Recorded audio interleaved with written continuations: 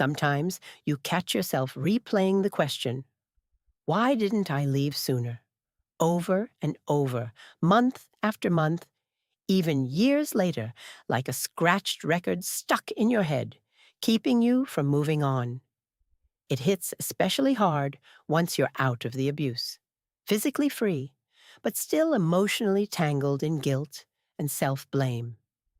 You wonder how you endured the betrayals, humiliations, infidelities, and didn't just stand up, slam the door, and save yourself much earlier.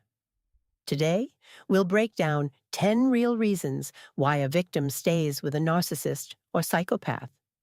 This isn't to beat yourself up further. It's to see the full picture and finally release that weight. First reason, abuse isn't always obvious. Abuse often hides so cleverly that you can't spot it right away, even when it feels obvious. It works like invisible radiation.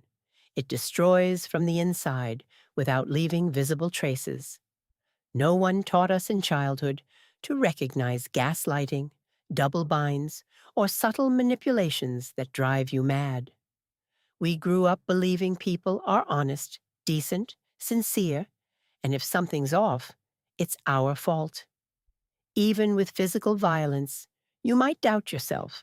Maybe I provoked it. Maybe I imagined it. Maybe it was just a one-off.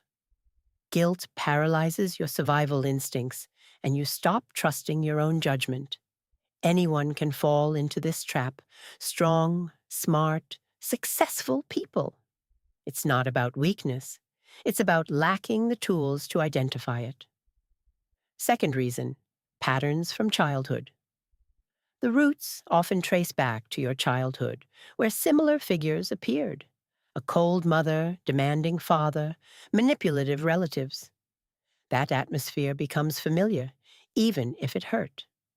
When a narcissist or psychopath shows up in adulthood with the same patterns, something clicks inside. It's painful, but familiar, like coming home.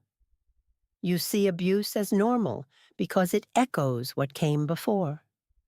In your inner script, love equals instability, fear of loss, constant ups and downs. This subconscious familiarity makes it hard to hit the brakes in time. Third reason, the abuse cycle like a roller coaster. If abuse were nonstop nightmare without breaks, leaving would be easier, everything clear and straightforward. But it's a cycle.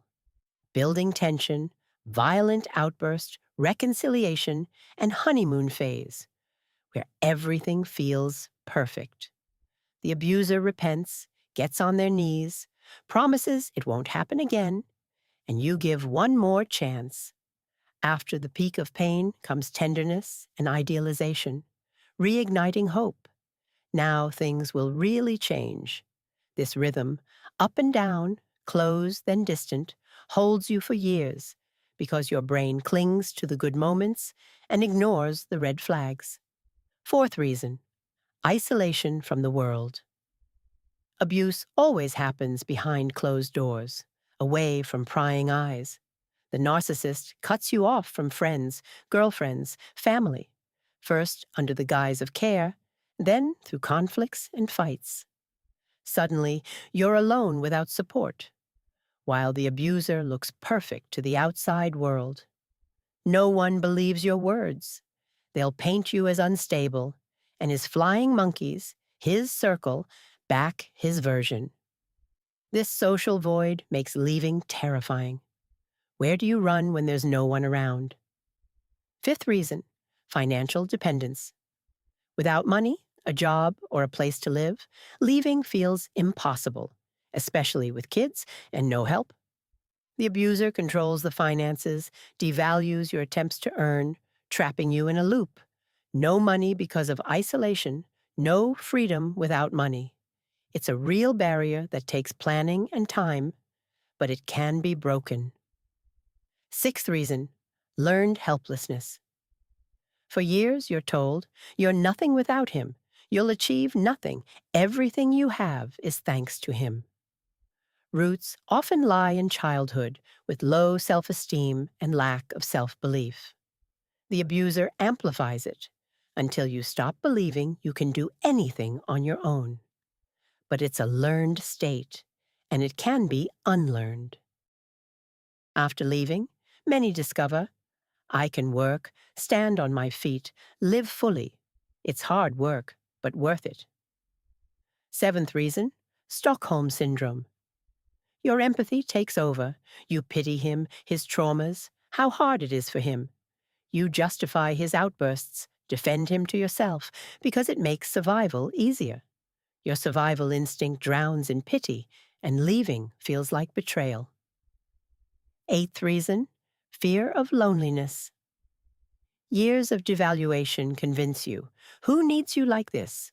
A divorced woman with baggage, a failure? Better endure the familiar horror than step into emptiness. This fear grips tight. But the truth is, beyond abuse awaits real connection. Ninth reason, fear for your life. Threats feel real. He describes how he'll destroy you, and your body panics. Even if they stay words, narcissists are often cowards. The fear paralyzes. You need protection here, documentation, a plan, support. 10th reason, thirst for justice. You've lost everything, health, resources, self-respect, and want payback to prove the truth. Get remorse? But narcissists lack self-reflection, only their own truth. Banging your head against that wall wastes your life. Admit it, the battle's lost, step off the field. If you're long married with kids and shattering the family right now feels impossible or unwanted, start with quiet inner work on yourself.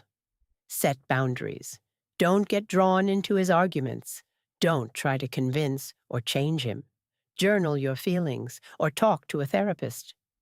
Build a support network, just one trusted friend, a psychologist, a group for women in similar spots. Gather documents quietly. Learn side gigs unnoticed. Teach kids healthy boundaries and self-respect. You're holding the family steady for the children's sake, but reclaiming your strength to live fully within these walls and prepare for a safe future. Justice comes not right away, but inevitably. Such people drown in their emptiness, loneliness, endless conflicts. Their life is a dead-end road. Your task? Rebuild yourself, study the topic, live onward. The narcissist's world is a parallel reality with predatory rules. Don't explain to outsiders. Just say, I had my reasons. Don't hunt for blame. Focus on escape and recovery. Years in abuse aren't lost. They're experience that will shield you ahead. Life after abuse is bright and free. Gather yourself piece by piece, and you'll see. Like the video, subscribe to the channel, share it, so we help others break this cycle.